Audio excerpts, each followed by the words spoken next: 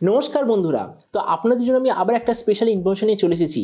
खूब ताड़ाताड़ी इंडियान मार्केटे दुटो special smartphone आसते चलेছে। একটা নাম হলো Realme GT7 Pro, দ্বিতীয়টার নাম হলো iQOO 13। iQOO 13 টা লঞ্চ হবে 5 ডিসেম্বর। এটার উপর আমি একটা ডিটেইল ভিডিও বানিয়ে দিয়েছি, আই বাটনে দেখে নিতে পারেন। কিন্তু আজ আমরা ডিসকাস করব এই যে Realme GT7 Pro এইটা সম্বন্ধে, যেটা লঞ্চ হবে মিড নভেম্বর। এই ভিডিওতে আমরা এই Realme GT7 Pro সম্বন্ধে A to Z সবকিছু ডিসকাশন করব।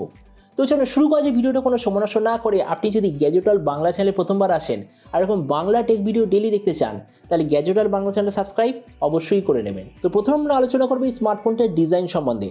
তো যেমন আপনি দেখতে পাচ্ছেন এবার যে Realme GT7 Pro পেছন দিক থেকে দেখতে হবে এক্স্যাক্টলি এরকম। এর পেছন দিকে আপনি পাবেন গ্লাস ব্যাক, সাইডে আছে মেটালের ফ্রেম।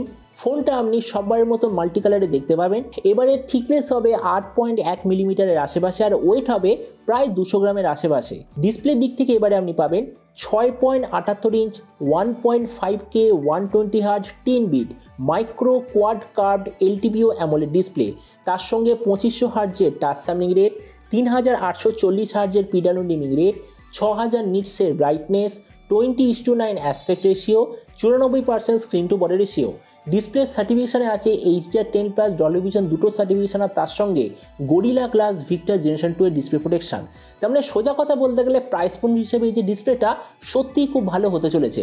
আর আপনাকে আর্টিন্স বলে দিই, এর যে ডিসপ্লেটা স্যামসাং স্পেশালভাবে তৈরি করেছে, যেটার নাম হলো Samsung eco 2 OLED plus display, যেটা রিয়েলমির তরফ থেকে এরকম অ্যাডভার্টাইজমেন্ট করা হচ্ছে যে এর যে ডিসপ্লেটা দুনিয়ার সবচেয়ে বেশি কালারফুল ডিসপ্লে। মানে এর যে ডিসপ্লেটা অ্যাকর্ডিং টু রিয়েলমি যে সবচেয়ে ম্যাক্সিমাম ম্যাক আছে তার থেকেও বেশি কালারফুল। তো ওই জন্য ওই হিসাবে বলতে গেলে ডিসপ্লেটা সত্যিই নাম্বার 1 হতে চলেছে। প্রসেসরের দিক থেকে এতে আপনি পাবেন স্ন্যাপড্রাগন 8 Elite 5G প্রসেসর, যেটার সঙ্গে রিয়েলমির তরফ থেকে আছে একটা খুব ভালো কোয়ালিটির কুলিং সিস্টেম আপনি পাবেন। ক্যামেরার দিক থেকে আছে 50, 8 আর 50 মেগাপিক্সেলের ট্রিপল রিয়ার ক্যামেরা, তার সঙ্গে 32 মেগাপিক্সেলের সেলফি।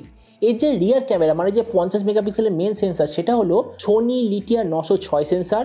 তার সঙ্গে যে 8 মেগাপিক্সেলের সেকেন্ডারি সেন্সার সেটা হলো একটা আলট্রা ওয়াইড। আর যে থার্ড 50 মেগাপিক্সেল সেন্সার ওটা হলো সোনি IMX 8R2 সেন্সার, যেটা আপনাকে 3x periscope telephoto zoom provide করবে। আর এই রিয়ার ক্যামেরার সঙ্গে আছে OIS EIS দুটোরই অপশান।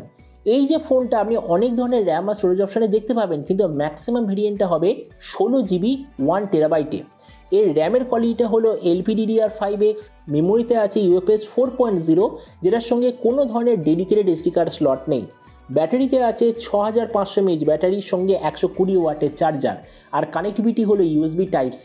তো এবারে স্মার্টফোনের বাকি কিছু ফিচার বলতে গেলে এতে আপনি পাবেন Android 15 out of the box, কোনো ধরনের 3.5mm জ্যাক নেই, dual speaker, ultrasonic fingerprint sensor আর IP69 এর ওয়াটার অ্যান্ড ডাস্ট প্রোটেকশন। আর এর OS আপডেট সাইকেল দিক থেকে বলতে গেলে এতে আপনি পাবেন 3 বছরের মেজর OS আপডেট আর 4 বছরের সিকিউরিটি আপডেট।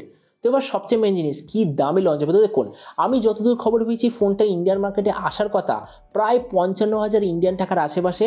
আর আপনাদের ভিডিওটা বাংলাদেশ থেকে দেখে থাকেন, বাংলাদেশে লঞ্চ হওয়ার কথা যতদূর মনে হয় 70,000 বাংলাদেশি টাকার আশেপাশে। তো এবার সব ভিডিওর মধ্যে কিনা আপনাকে জানাবো এই যে স্মার্টফোনটা যে আসতে চলেছে এটা কি প্রাইস পয়েন্টের মধ্যে সবচেয়ে ভালো নাকি এর চেয়ে বেটার অন্য কোনো স্মার্টফোন অ্যাভেলেবল আছে। দেখুন, মিড নভেম্বর লঞ্চ হতে চলেছে Realme GT7 Pro আর 5 ডিসেম্বর লঞ্চ হতে চলেছে iQOO 13। তো আমরা যদি ওই iQOO 13 এর সঙ্গে রিয়েলমির ফোনটা কম্পেয়ার করি, কেননা অবভিয়াসলি দুটোই প্রায় সেম প্রাইসে আসবে আর দুটোই একটা অপরের সঙ্গে কম্পিট করবে। তো আমরা যদি iQOO 13 এর সঙ্গে কম্পেয়ার করি, তো প্রথমত ডিসপ্লে এই দিক থেকে আমি বলবো একটু সাবজেক্টিভ। কেননা দেখুন, iQOO-তে আপনি পাবেন ফ্ল্যাট কিন্তু 2K 144 হার্জ BOE তরফ থেকে আসা ডিসপ্লে।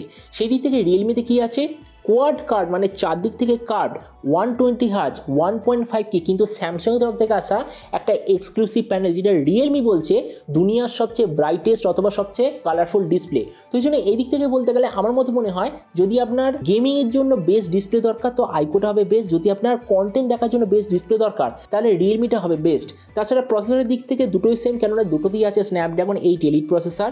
ক্যামেরার দিক থেকে আমি বলবো রিয়েলমি বেটার, কেননা দেখুন রিয়েলমির যে মেন ক্যামেরা এবারে তাতে আছে সোনি লিথিয়া 906 সেন্সার, কিন্তু iQOO যে মেন ক্যামেরা তাতে আছে সোনি IMX 921 সেন্সার, যেটা সেন্সার সাইজ হলো 1/1.56 ইঞ্চ। সেখানে রিয়েলমির এই যে সেন্সারটা বলা হয়েছে যে ওতে আপনি পাবেন 1 ইঞ্চ সেন্সার। তো এই জন্য ক্যামেরার দিক থেকে আমি বলবো রিয়েলমি বেটার। ভেরিয়েন্টের দিক থেকে দুটো ফোন সেম। ব্যাটারি আর চার্জারের দিক থেকে রিয়েলমি বেটার, কেননা রিয়েলমিতে আছে 6500 mAh ব্যাটারি, iQOO-তে আছে 6100 mAh ব্যাটারি। স্পিকারের দিক থেকে দুটো সেম। ওএস আপডেটেও দুটো এক্স্যাক্টলি সেম। তার মানে দেখুন ভিডিও লাস্ট আমি জাস্ট আপনাকে এটাই বলবো, মানে এটা আমার মতো মনে হয় যদি আপনার ফ্ল্যাগশিপ লেভেলের কোনো এমন ফোন দরকার থাকে যেটার ডিসপ্লে হবে সব থেকে ভালো, তার সঙ্গে সঙ্গে একদম সেই লেভেলের একটা দারুণ ক্যামেরা দরকার, তো আমার মতে মনে হয় Realme GT7 Pro সব থেকে ভালো চয়েস। কিন্তু যদি আপনার ম্যাক্সিমাম পারফরমেন্সওয়ালা ফোন দরকার, তো আমার মতে মনে হয় iQOO 13 হয়তো সবচেয়ে ভালো হবে আপনাদের জন্য। তো এবার আপনি যে কোনো সমস্যা নেবেন, এই যে খুব তাড়াতাড়ি যে Realme GT7 Pro আর যে iQOO 13 আসতে চলেছে, তো আপনি দুটো ফোনের মধ্যে কোনটা নিতে চান এটা সম্বন্ধে যে কথা বলতে আমাকে একদমই ভুলবেন না। তো চলুন দেখা হবে আগামী কোনো একটা টেক ভিডিওতে। Till then stay tuned and always remember, think positive, be positive. Thank you.